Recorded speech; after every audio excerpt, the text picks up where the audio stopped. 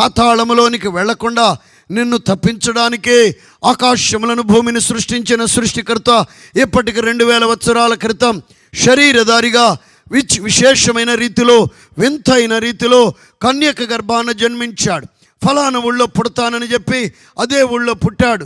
ఫలానా ఊళ్ళో పెరుగుతానని చెప్పి అదే ఊళ్ళో పెరిగాడు. ఫలానా విధంగా అద్భుతాలు ఆశ్చర్యాలు చేస్తానని చెప్పి ఆ విధంగా అద్భుతాలు ఆశ్చర్యాలు చేశాడు. ఫలానా విధంగా మరణిస్తానని చెప్పి ఆ విధంగా మరణించాడు. తిరిగి లేస్తానని చెప్పి ఆయన తిరిగి లేచాడు. ఆయన ఈ భూగ్రహానికి వచ్చిందే నీకోసం అన్నయ్యా.